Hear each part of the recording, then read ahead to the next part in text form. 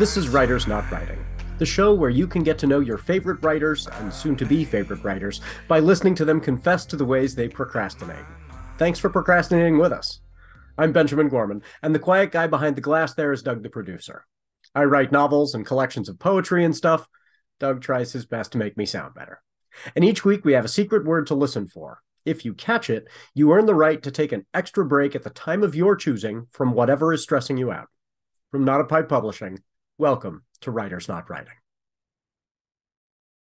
Folks, we have a very special show for you today. We had the opportunity to go to the launch party for Amanda Cherry's newest novel, Dawn Calamity. And I'm going to show you this cover and the inside front page. I don't know if you'll be able to see this on the YouTube version, but for the folks who are listening on the podcast, I am opening the book so you can see that it is signed by the author. So we have a few of these signed copies left if folks are interested in picking those up from the NotAPipePublishing bookshop. So we had Amanda Cherry's launch party, and she came down from Seattle, and we drove up from Independence to Portland, kind of met not quite in the middle. That's a much shorter drive for us than for her. But we went up to Portland, and author Beth Gibbs was one of the guests at the party. And so we thought this is a perfect opportunity to record the show on location at the Rose City Book Pub, which is a wonderful place that opens itself up to support authors and hosted her launch party and her reading. And so you'll get to see the interview with the two of them out back, in the back area there at the Rose City Book Pub. And then at the end of the show, I'll include a video of Amanda's reading itself from Dawn Calamity, and you'll get to see that at the end. Oh, and we do have a secret word. Today's secret word is snort. So if you hear that secret word, you get an extra break this week. You've earned it. So listen for that word. Thank you, and welcome to Writers Not Writing.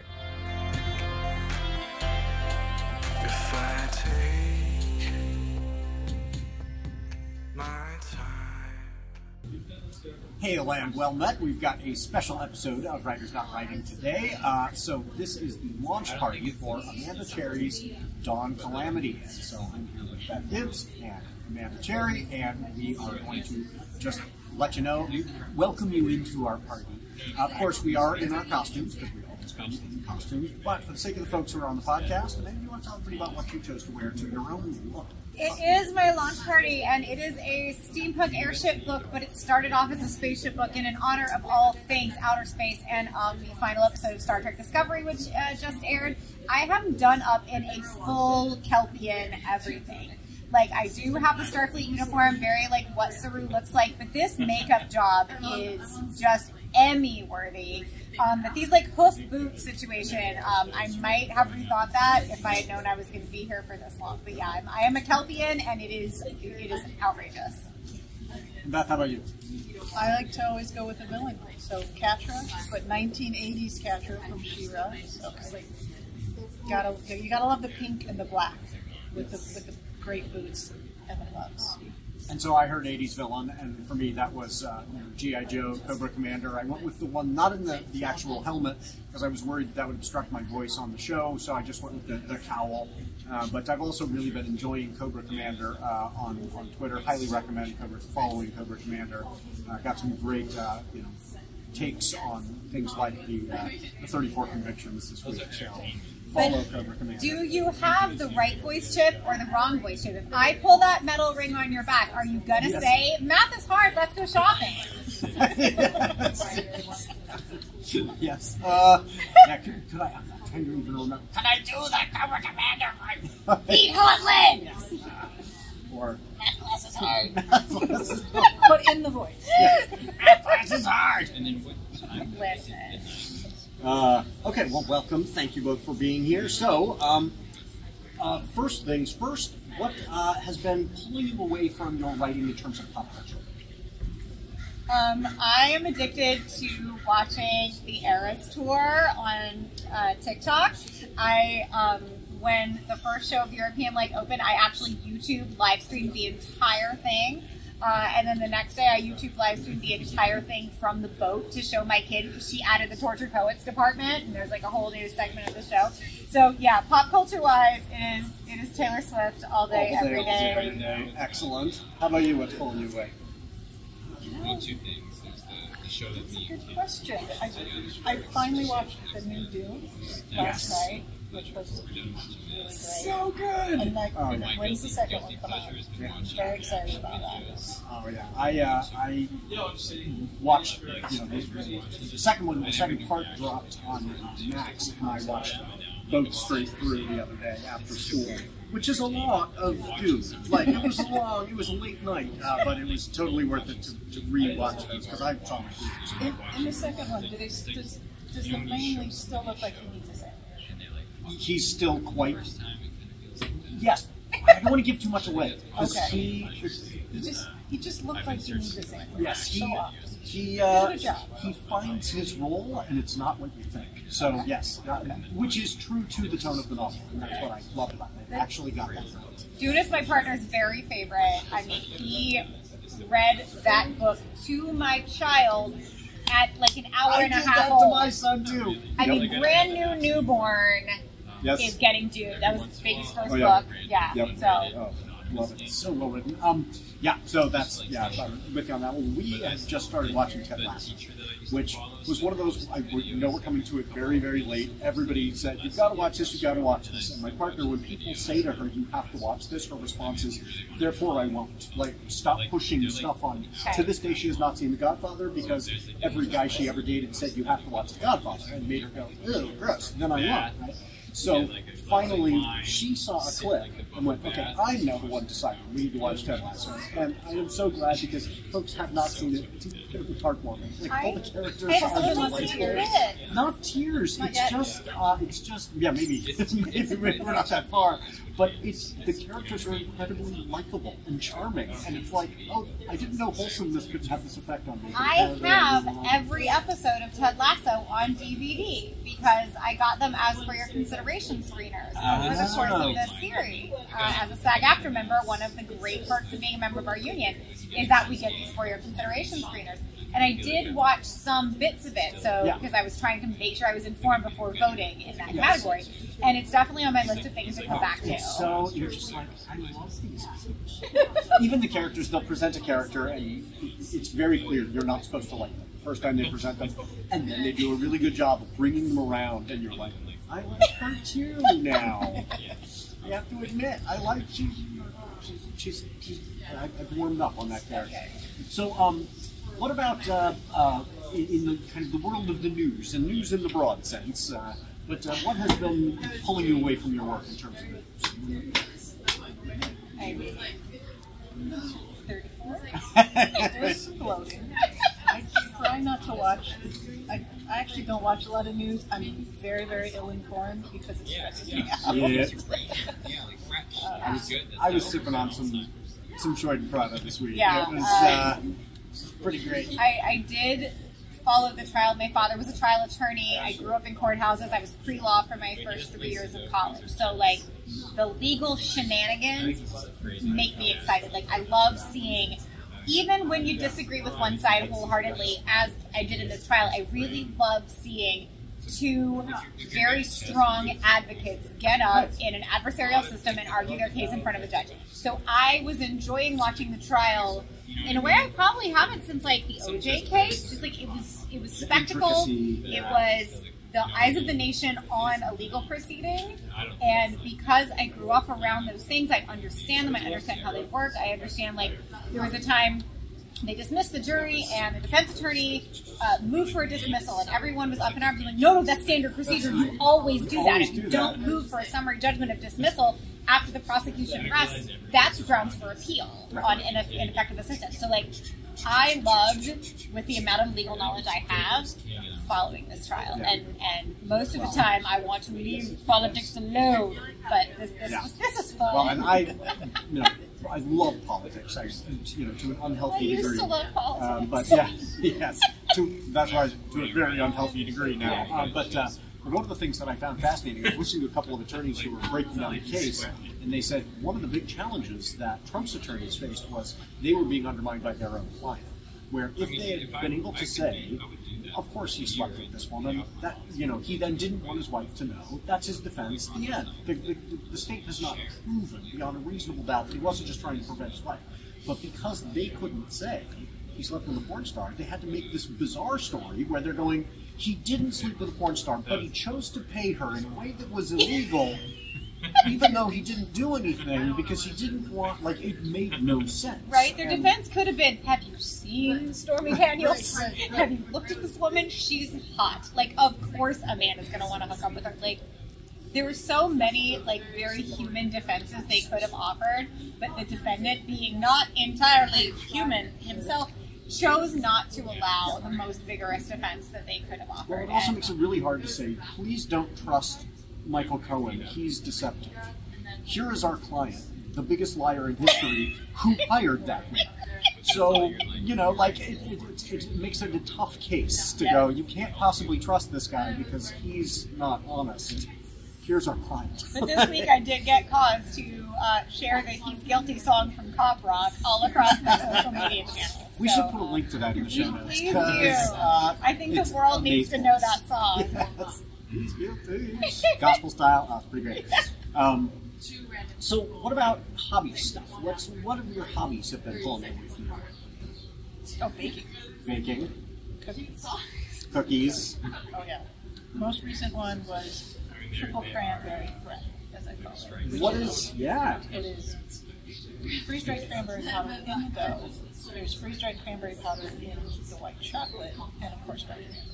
So how do you feel for being too tart? Is it also a lot of sugar? It actually didn't come out too tart, because the white chocolate is pretty sweet. Yeah. And the base of it was actually gluten-free. You didn't put too much in there, and it's brown butter. So it has this like really lovely brown butter nuttiness.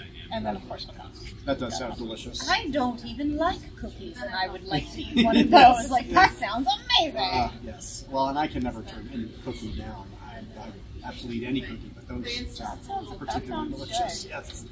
How about you, hobby-wise? It is January in the Pacific Northwest, but that means we've had a few nice warm days out, and I am that person who is the friend with the boat.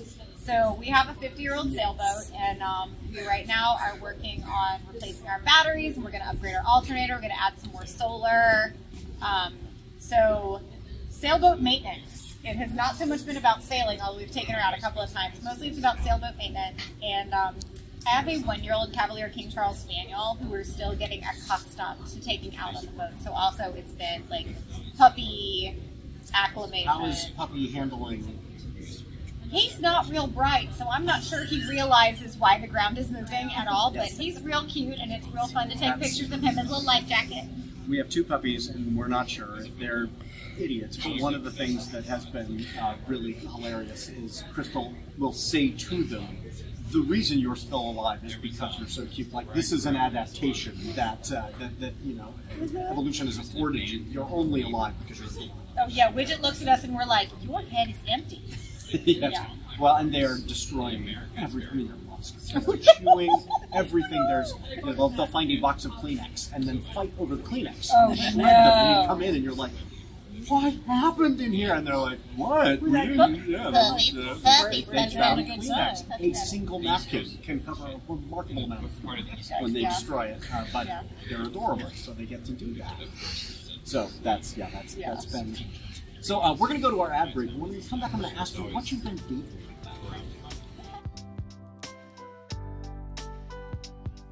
Special announcement time. NotAPipePublishing has always been committed to helping authors and readers find one another. Well, this show, which is all about helping readers get to know writers, just hit a milestone. 10,000 views on YouTube. So to celebrate, instead of charging authors to advertise their books on the show, I'm going to run your ads for free throughout 2024. If you want to make a 30 to 60 second video about your book, let folks know what it's about and where to find it, and don't forget your name and the title. I'll run 1 or 2 of those in our ad spot each week. Just send an MP4 file to the NotAPipe email address in the show notes. Let's fix up some readers and authors into reader relationships. 2024. More readers, more writers, more books. No one wants to live in a country ruled by wizards, unless the alternative is worse. Peter Watts, author of Blindside, says, "A near-perfect blend of implacable horror, gallows humor, and ecological apocalypse." Nick Namadas, author of The Second Shooter, says, "Relentlessly radical and often hilarious." Cascade, Book 1 in the Sleep of Reason trilogy by Rachel A. Rosen. Available now at bookshop.org, Apple Books, Barnes & Noble, Amazon, and at bppress.ca. In 1883, the famous German philosopher Friedrich Nietzsche put forth the idea of the Übermensch, the Superman. In my latest novel, Project Übermensch, Geoffrey Cannon is either a modern-day messiah or the product of a military experiment gone awry. Either way, the young, inspirational guru has mad powers and metaphysical skills. But Geoffrey's life as spiritual healer and speaker takes a dark turn when some devotees, young women he's had brief affairs with, are inexplicably murdered under grisly circumstances, and rumors of Bigfoot and Sasquatch abound. Amazon is the best place to find my books. That's Lonnie Busch, Busch with a C like the beer. I hope you'll check them out. Bold Rising. Algo and their team of enforcers take on the underbelly of Geneva megacity before being sent on a mission to Mars, a cesspit of corporate exploitation. Suong, a child laborer, must turn the heart of Agent Algo while the fate of Mars, her friends, and her family hang in the balance. Cold Rising. Cold Rush novella, available now on Amazon.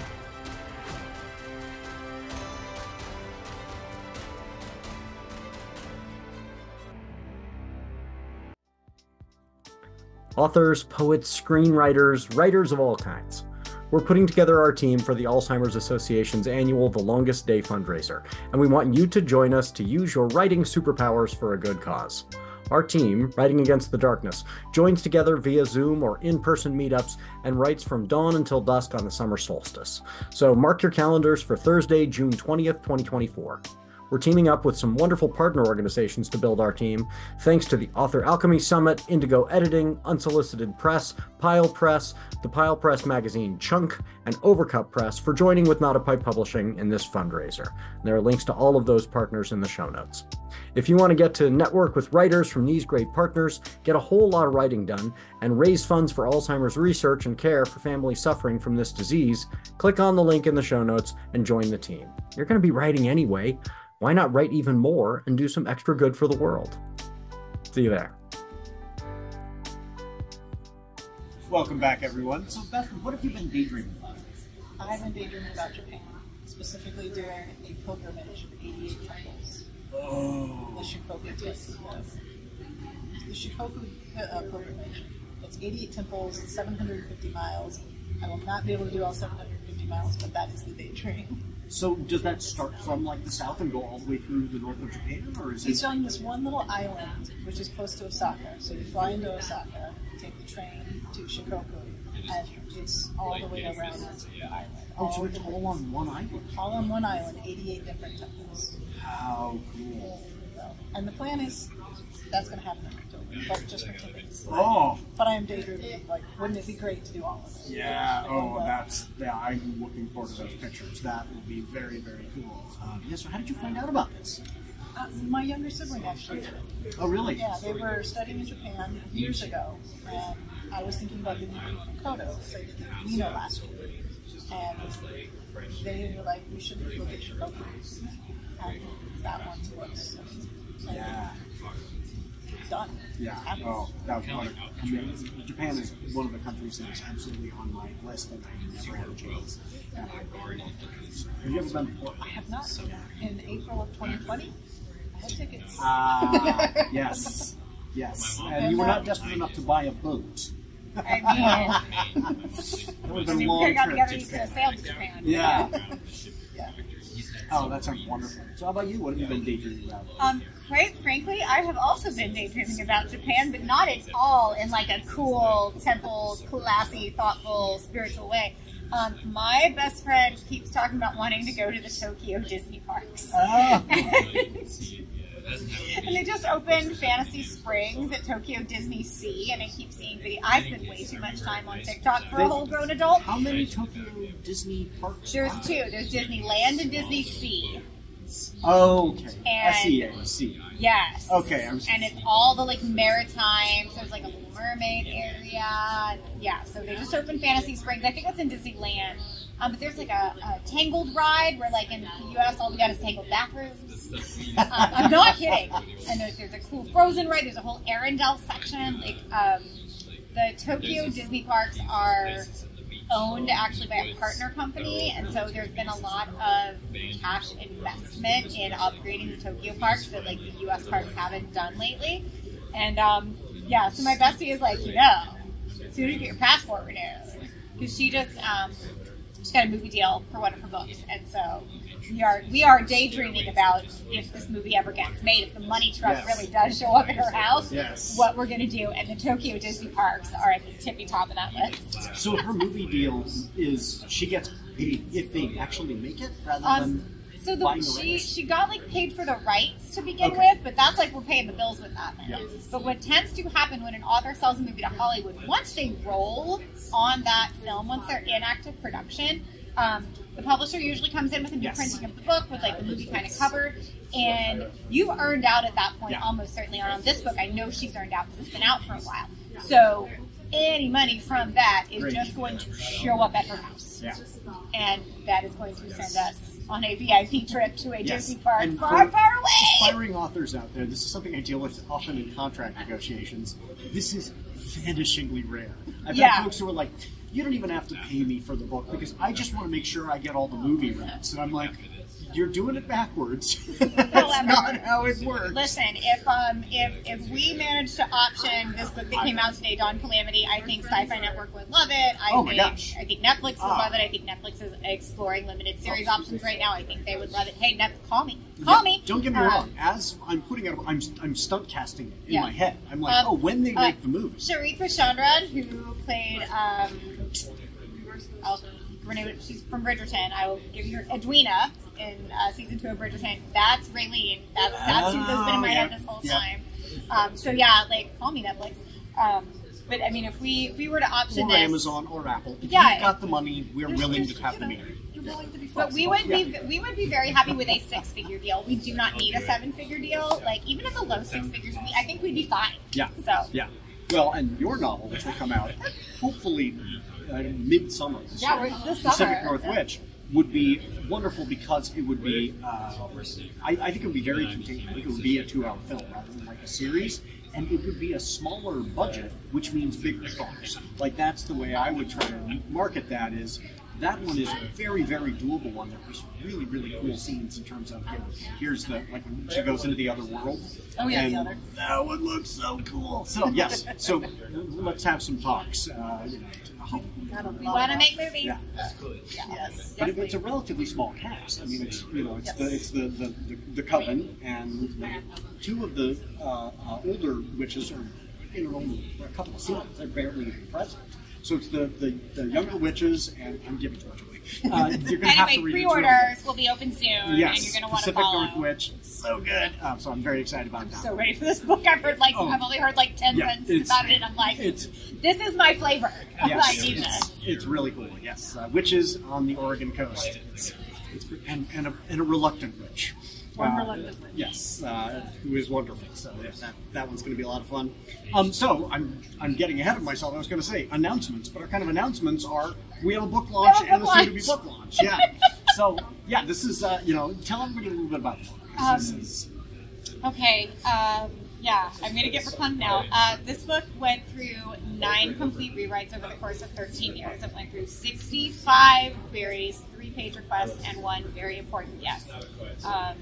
This is the story of Marin. She is a princess, but nobody knows that but her when the book starts out. She is salty. She has got a crush on a woman who just so happens to also be on this doomed airship headed to enemy territory. And then the airship crashes and proverbial things hit the fan. And she uncovers some state secrets, some family secrets. Some of them are the same secrets. And is sort of forced to choose where her loyalties lie and hopefully get them all back home safe, which is in question for much of the book. And I will be pitching the sequel very soon. No pressure, but pressure. No pressure, but I will be pitching the sequel very soon. Marin's love story, too, is absolutely adorable. Like, she is this incredibly competent character, and then whenever the girl that she's interested in is around, she falls apart. Yeah, she turns into, like, sentences. She calls herself a quivering puddle of goo, and that's really true. And so as you're reading, you're just like, I love both and of them. it is a slow burn, and you as the reader can tell before she can that this crush is reciprocated. Yes. She is very clueless until very close to the end of the book, but the reader's like, oh, they like each other. Yes. And yeah, It's always exciting as a reader when you can be like, come on. Yeah, she does like you. She does likes like you back. She likes you. She's holding your hand, and Marin's like, this is bad. We're in crisis right now. However, you're really sweet. Yeah, that's pretty much that's kind of the whole book. Is Marin's like, this is terrible, and she's really pretty, and this is terrible. And I really like her. Like that's pretty There are much the literally whole bullets flying, but she's really pretty. She's really pretty. Yes. That is. Y'all can't see, but Crystal behind the camera is cracking up at this. She needs That's to go why home the and read this shaking book. is happening right now. She needs to go home and read this book. You're gonna have to edit out the snort. No, absolutely Nope, not. we're keeping that. We're keeping it. Doug, keep it. We're keeping it. So, Doug the producer will make sure to leave the snort in. The snort is. In fact, maybe I'll make it a ringtone. Oh, I was about to say I need it as like a sound on TikTok. Yes. So how about you? Tell everybody, what can you tell them about your book without giving too much away? Or give some spoiler me, and then Doug will bleep it out later. Yes. Okay, so when Reva's life in Seattle's falling apart, she has to call on the one person that she can trust, but has her Aunt Sandra, and she's estranged from her. And her Aunt Sandra's going to take her to a new life on the Oregon coast, a small town, where all women's commune. But it's not just a commune for women, it's a commune for witches. Reva doesn't believe in that stuff anymore. It's very annoying to have to deal with her aunt who keeps telling her she's a witch. Yes. And it's wonderful. Yes, it's really, really good. And it is a great action story. There is a scary, genuinely frightening, not just the antagonist, but the whole group is genuinely scary that they have to deal with. So it's a cool story. She has to discover a lot about herself as she's learning how to open up and become a part of a household and a group, and figure out how to embrace her own powers to save those people. But you write action well too. Like the action scenes are, they move and they're cool. I really enjoyed the ending. So. Okay, I'm like this thing. That is my kryptonite. Like, so well done. I look forward to it. Send me the arc. Yes, absolutely. Yes. Send me the arc. I need to read this. It's good. I will blurb this book. Yes. Enthusiastically. It's cool. Okay, let's see. So, any ideas for now? I'm bad about actually posting these, but if I were to post a poll question, what would be a question you would want to kind of poll the world? If you had to give them a multiple choice question. Maybe I'll remember to post it. Okay, mine's gonna be like ridiculous. You've got one. Mine's gonna be ridiculous, and you're gonna want to cut this out of the episode, but I'm gonna give it to you anyway. Which of the songs Taylor Swift cut out of the Eras tour to make room for the Tortured Poets Department should she bring back? Oh no, I mean that's gonna get a lot of engagement. Which of the songs should she bring back? I can tell you what my vote would be, but so which ones did she remove? Okay, let's see. She took out The Archer. She took out Tolerate It. She took out Long Live. And I stopped paying attention after that because Long Live is my favorite. That's my vote. Are these from the first album or the second? They're all from different albums. They're all from different eras. She cut a lot of different things. Oh, shorter. I thought this was both from the Tortured Poets Department. Department. No, so when she added the Tortured Poets Department set to the show, that's like 27 new minutes of music in a already 3.5 hour show. So she cut a little bit from a lot of different places in order to make room for that. And so which one is the most Which one of the songs that she cut that were in the movie are you like sad that are not on the show right now. And my answer is definitely Long Live, which she actually added later on, when she announced Speak Now Taylor's version. She didn't leave the stage when she finished Enchanted, and everybody's like, what is she doing? That's when brought the famous Koi Fish guitar, which had left the Country Music Hall of Fame that day. And people were speculating because they had watched them take it down. They're like, why is this guitar coming down off the wall? And then she opened and she played what is probably my favorite song she's ever recorded. One of my favorite songs recorded in the last 20 years. So I'm sad it's not in the show anymore. But I sang it at a roller derby about 2 weeks ago, so I can play it. Was it in the film version? It is not in the film version. It's in the Disney Plus version. Perfect. Okay, excellent. I'll try and remember. Every Swiftie watching this is the like... Swifties are like, I know exactly what you're doing. I'm like, this is almost not English to me. Like, I don't know these songs. I'm going to send you a Taylor Swift playlist next week. You're just going to have to do it. I did listen to the Treasure Post Department. It's because so I was like, good. I need to. It's so good. Really good. So I'm like, okay, I guess I need to. I have a lot of learning to do. That would, even the debate on, on that question, I can have a lot. That can be good. You send your playlist. Like, when I get my hotel room. Some of you will be your question. I usually like to ask, what song would you add to the playlist that I have come up with? So right now, sometimes I have 4. I'm always looking for fire, air, water, earth. Playlists specifically for those elements. Yes. So a little bit of the witchy. And then sometimes it's something really weird, like I have one right now that's 80s man sing, which is 80s music sung by men with synthesizer. What would you add? Sweet Dreams by Air Supply. Okay, there we go. Yes, and I suggested one for the fire playlist that was REM's The One I Love, which is now on there. Yes. And as soon as you were like, I need something that's related to fire, fire! Right away. Yes, that's great. Yeah. That's actually the one that I think I have the most because I'm a fire singer. Yes. Well, I'll be interested to see what you get for Earth. What do people think of as Earth songs? So there are going to be people out there right now who are screaming as they are listening to the podcast who are like, "You didn't think of this? It's the one that comes to mind right away." And I'm like, "Oh no, what's an Earth song?" Have you seen the TikTok meme that started out with somebody being like, "When is the last time you watered your water sign?" No. So then someone's reply was, I don't know, when's the last time you plowed your earth sign? And then they're like, well, when's the last time you blew your air sign? Oh, gosh. So what's the fire one? No one's come up with one yet, so I'm planting this in your head so that if you can come up with one... But if it's an innuendo, it's even better. You can be first on TikTok and go viral. And smothered your fire sign? I mean, that's a whole nother thing. But yeah, I don't know. Maybe when's the last time you got your fire sign lit? Yeah. I don't know. But yeah, I appreciated that. Again, I spend way more time on TikTok than the adult really should. But Crystal will send me a single TikTok. She's learned not to do this, and then I'm gone for the next hour. And she's like, "What happened?" And I was like, "I couldn't stop. I just was lost." My partner has so much discipline. He will just watch the one video I sent, but it's always puppies or like other cute animals. It's like Fiona the hippo. Crystal has learned to just, instead of sending it to me, to just go, watch this. And then that's it. And that way, providing that external control. The Johnny Cash stick 'em up meme where everybody was doing with their pets. I actually made Andrew sit with me and like watch a bunch of them. Like, I'm not going to send you 84 of these, but you need to see all of them. Because it's little puppies and little kittens, and then it's like ferrets and otters and goats and calves and like baby deer and like rescue animals and the wildlife rehabbers doing it with an eagle. And I'm like, you need to see all of these. Yes. Otherwise, how will you keep up with it? I'm like, you need to know all the context. My ADHD says this is all I'm going to talk about today. Therefore, you need to watch all these videos or you're going to be lost. This is homework to be prepared for class. Otherwise, I will show them. My kid doesn't get much screen time because they have issues with their eyes, and their vision therapist is very careful about like making sure that we don't let them watch a lot of screen. But if there's a meme on TikTok, I will sit next to them and they will watch it on my phone for a couple of minutes. I'm like, I'm not going to make the vision therapist too mad, but also I need you.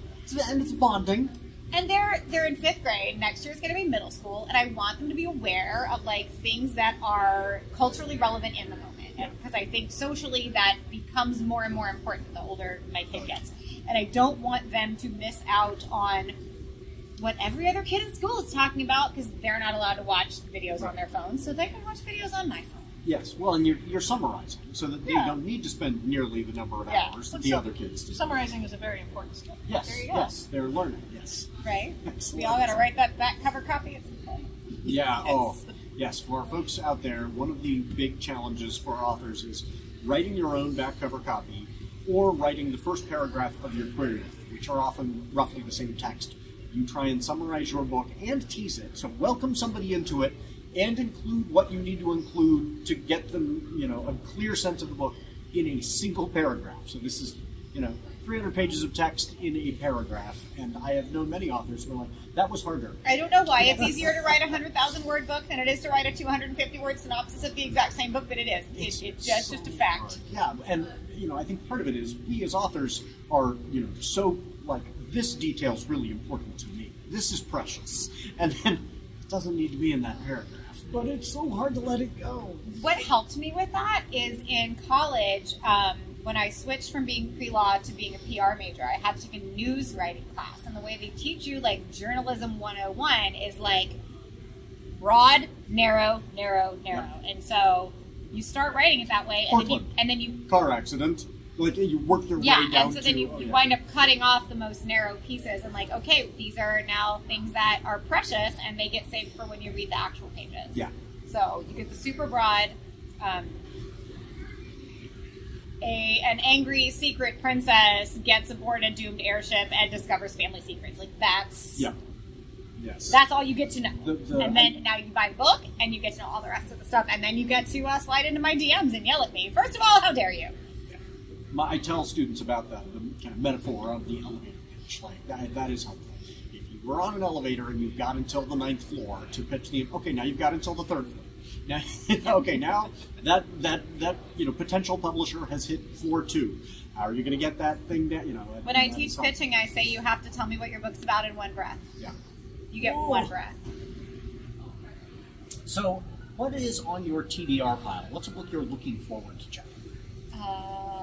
First answer now is Pacific Northwitches. That's going at the tippy top as soon as it is available to me. 2 books that I have in my possession that I have not started that I am so ready to read and just life has stopped me is a book called Be the Sea by Clara Ward. They are a California author. And I heard a reading of it at NorWestCon this year, and there are sailboats and magic and mystery, and I'm so into it. And the other is a book called The Poisons We Drink. It's by a girl named Bethany Baptiste. It is YA, urban fantasy. It's like Washington, D.C. It's politics. It's potions. It is love potions, but to make people love ideas. And then, like, some of it is to work against politicians that are trying to do horrible things. It's a black author. It's a black protagonist. I have interacted with Bethany on The Poisons We Drink. It's a great title. Oh my god. And it's a gorgeous book. It's like this bright pink book jacket. So that is the tippy top of my TBR pile right now. And I meant to bring it on this trip to Portland and left it on my bed. Well, so I'll read it tomorrow. Reading it well dry. I'm glad. That's fair, because I am that girl that would absolutely be trying to traffic. Listen, I-5 is a parking lot for a lot of this time. Like, I'm not gonna lie, I would do that. So I'm gonna see if I can reach out to her and get her on the show. Wouldn't that be awesome? Yes, The Poisons We Drink. Okay.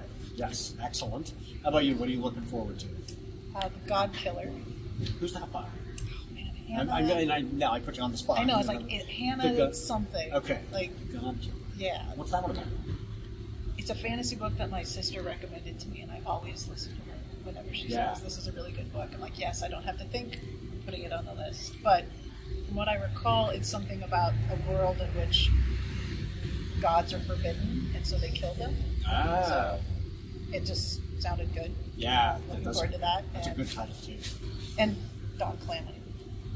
Yeah. It is like queued up next to the Kindle. Yes. Right? Definitely read that. When I get through the Left-Handed Booksellers, I believe, is the one I'm currently reading. Yes, I've heard of that too. What's that about? That is about this. It's like set in the 80s, and these interesting booksellers in London who are also, deal with the otherworldly things. So it's a lot of fun. Yeah, it's very lots of action, car chases. fun stuff. And are they booksellers in the sense of like bookshop owners, or Yep. like that's There's the old bookshop and there's the new bookshop, and they sell old books at the new bookshop and new books at the old bookshop. It's like British public and private schools that are private and public. Oh, okay. It's a lot of fun. That is awesome. Another author on the press recommended it. Yeah, that sounds really good. Well, okay, so there's some folks I need to thank before we wrap up. But be thinking about, what is your advice you give folks out there in the world as they go into their week. Some thanks to the artist Max Oakland, who reached out and provided one of his songs for our intro song, I Prefer the Dusk. Let Max know you like it by following him on Twitter at Max Oakland with 3 Ds. And thanks to Lisna CCO for their song Kids for the ad break. If you're in a band and you'd like your song used on the show, I would love to hear highlight a listener's work like Max's song, so email me about that. Thanks to Doug, the producer, for making this show sound good and taking the blame when it doesn't. Thanks to Crystal for filming. I cannot forget to mention that Writers Not Writing is a production of NotAPipePublishing, so please go to NotAPipePublishing.com and check out the amazing books written by writers who didn't procrastinate too much. If you like this show, rate and review it wherever you found it, and please check out both Dawn Calamity and Pacific Northwitch when it is available. Those are coming out soon. Pacific Northwitch is coming out soon. And when you do check them out, please leave a review. Click that 5th star. It makes a huge difference for authors. And if you could do the same for this show, that would be nice. We'd appreciate it. That little thumbs up. Click it an odd number of times. So now, what is our advice for folks going into their week? Go out and get creative. I like it. I'm in Portland right now, so I'm going to have to go with stay weird. And of course, it is June 1st. We want to make homophobes as uncomfortable as possible, so happy Pride, everybody. It is Pride the 1st. Yes. We're here, we're queer, we're drinking all the beer, and we're not going to shut up about it.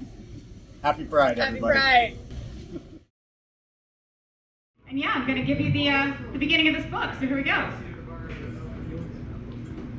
You have got to be kidding me. I beg your pardon, ma'am? Us. I hadn't meant to say that out loud. I shook my head and did my best to fake a smile. Oh, nothing, I lied. Sorry. Yes, ma'am. The little yeoman gave me a quick nod before turning again to face forward. He continued ahead without so much as a break in his stride. It was his job to lead me to the airfield, and he appeared inclined to do so with the eagerness of someone who'd been told this mission was special. It was not his job to quell my unease at the particulars of this very special mission. Even if he had been briefed on the details of today's embarkation, my woes were well above his pay grade. It wouldn't do either one of us any good to make my unease his problem. I put on my calmest, most diplomatic face, lest he turned to look at me again. What in all 7 fire and hells had I gotten myself into? There was a flaw in a seam on the little yeoman's collar. I fixed my gaze on that in an attempt to stay focused and keep pace. But it was a challenge. It was all I could do not to stare at the airship tethered to the spire above me. If there'd been any doubt left in my mind that not only was this mission a trap, but everyone involved from the top down knew it was a trap, those doubts vanished the instant I set eyes on our intended conveyance. Not only was it an airship, an outdated and outmoded vehicle that ought not be flying at all in this day and age, but it was the absolute least airworthy hunk of metal I'd ever seen in my life. The ship was decrepit looking. A pre-war design with apparent combat damage and a number of obvious slapdash refits. I recognized the airframe from a textbook I'd had at the academy. It was the old semi-rigid manga design, dating the airship as at least 50 years old. A long, angular gondola hung beneath a bloated-looking lifter canopy, neither of which appeared to be in good repair. Slide mounts for sail-style stabilizers protruded from the gondola's underside. A pair of thrust nacelles stuck out inelegantly from the airframe, and mismatched smokestacks came off the hull at odd angles. The rudder and skeg were rust-colored and covered in blisters, especially around the bolts that fastened them to the greater hull. The whole thing was a hodgepodge of chip paint, bare metal, and rust. It's a wonder anything had gotten her off the ground. She looked like a death trap. That's really our ship? I asked my escort. That one. up there? Part of me was hoping he'd turn and smile, make some sort of gotcha joke at my expense, and we'd share a hearty laugh on the way to our real aircraft hangar. But that was not what happened. Yes, ma'am, Lieutenant, he replied, turning his head again to smile at me. That's her, the AFS Dawn. He seemed pleased with the state of things, proud even. My stomach turned to flip. Why aren't we in a fixed wing? I surprised myself with how calm I sounded. I didn't want to unload on this kid, but holy damn, this was even worse than I'd expected. And that was saying a lot. The little yeoman shrugged. From what I understand, ma'am, the Alliance doesn't have a fixed wing asset that can get you where you're going. But you don't know where that is. He shook his head. No, ma'am. I thought not. Well, that's just fantastic, I muttered. Ma'am? Never mind, Yeoman Basil, I said, finally getting a proper glimpse of the name tape on his uniform. Giving this kid grief wasn't going to do anything to improve my circumstances. And the ship assignment wasn't his fault. Looking up at the thing as it loomed above the airfield, I resolved to find out just whose fault it was. I'd be giving that person a piece of my mind when I got home, provided I made it out alive. What in the name of Queen and country was I getting myself into? It would be unbecoming of me as an officer of the diplomatic service to simply refuse to board this hulk, but that didn't stop me from considering the prospect. Would the courts-martial be worth it? I had not, even for 1 minute, been excited about this mission, but I'd been assured it was critical for the future of the Alliance. The longer I looked at the rusting jalopy hovering above me, the more I was convinced that had all been a line of malarkey. Our former enemies claimed to want to open diplomatic relations with the Alliance, but they've given no reason for their unexpected overtures. If their sudden and unprecipitated desire to initiate peaceful discourse had been in good faith, why weren't they the ones coming to us? Why were we the ones tasked with intercontinental travel into once hostile airspace? To my mind, it didn't make any sense. The war had been over for 30 years. It had ended with the Alliance handing a sound defeat to the Xi Federation, and no one from our side had been in any sort of contact with anyone from their side since the Accords were signed. I liked it just fine that way. But those who ostensibly outranked me thought differently. Or maybe they didn't. Maybe our government was only going for the appearance of diplomacy.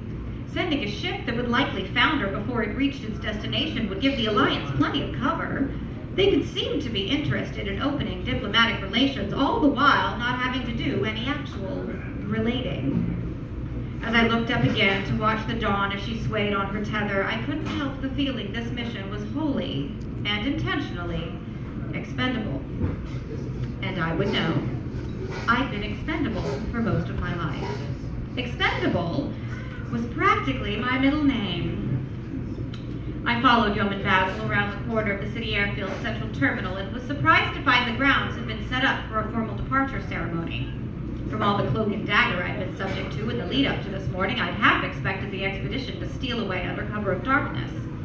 The full royal rigmarole was an even bigger surprise than the busted-up airship. It was also equally unwelcome. A small brass band penned in with bunting and an honor guard flying the colors of all 5 Alliance member states flanked a small raised dais that had been erected on the tarmac for the occasion. A few dozen air service personnel, mostly Mangan and Gamrat as best I could tell at a distance, stood at attention in a tight formation facing the whole production. 2 rows of diplomatic personnel of all nationalities were behind them, also at attention. I wondered how long they'd been standing like that, stiff-backed and severe in their wool dress blues, baking in the late morning sun, awaiting the royal arrival. I hoped they hadn't been waiting too long. It made me a little nervous to think of Dawn hovering above our heads unmanned. The thing looked as likely as not to burst into flames and fall out of the sky right there at City Airfield. Then again, if the ship were to crash and burn here and now with no one aboard, that might be the best possible outcome of this whole ordeal. I was finding it difficult to imagine any of the ship's crew could be much more pleased with being assigned to Dawn than I was, and I wondered how long they'd had to train for this. Most of them looked far too young to ever have crewed an airship before. With few exceptions, all current air service vehicles were either fixed-wing or whirligigs. I wasn't sure whether I felt more pity for them or for myself. Focused on maintaining a neutral expression, I let Yeoman Basil lead me up the stairs to a position on the stage. If the rank and file could handle this, so could I. I barely made it to my mark on the dais when a flurry of activity behind me caught my attention. I turned my head just in time to see a man I didn't recognize tripping over the hem of his ceremonial robes on his way up the stairs to join us. The strange man righted himself, lifted his tunic above his ankles, and proceeded to mount the dais with what little dignity he had left. The man was tall, even by Fyron standards, and appeared taller still thanks to his stiff-backed posture. His long hair and close-clipped goatee were an obviously Windera-dyed shade of red, a sure sign he hoped to be mistaken for a member of the nobility. To my eye, he wasn't fooling anyone. He was also wearing formal prayer whites. His robes were shantung and linen, tied at the waist with metallic cords signifying which ordeals of devotion he'd successfully endured, and topped with a stole of gold satin piped in crimson. I'd never been sure which I found more distasteful. The fact the Fyron faith had nested within it such things as ordeals of devotion, or the fact that men like this one wore their endurance cords as an expression of superiority. His clothing marked him as a religious, his hair color as an ambitious member of the petty bourgeois, and his bearing as a man who'd had the privilege to spend his life praying and hobnobbing in the name of good politics. This had to be Ambassador Barracles. It had been roughly 20 years since any member of the Fyron diplomatic corps had needed to do much more than smile at parties. In the immediate aftermath of the war, as the terms of the peacetime alliance government were being hammered out, there had been plenty of work for those who were skilled in the art of diplomacy. But as the 5 nations of the alliance had more and more melded into a single government, diplomatic relations between the member nations had evolved into little more than handshakes and party toasts. My years serving in the diplomatic corps had taught me there were very few genuine diplomats left, and a man in prayer whites hardly struck me as one with the necessary deportment. I wasn't sure who had decided Bearholtz was the one person in all the alliance with adequate skill to open relations with the Xi Federation, but then again I couldn't be sure this whole thing wasn't a trap. If the only selection criteria had been an ambassadorial credential and a willingness to die for your country, that would go a long way toward explaining both his assignments and my own.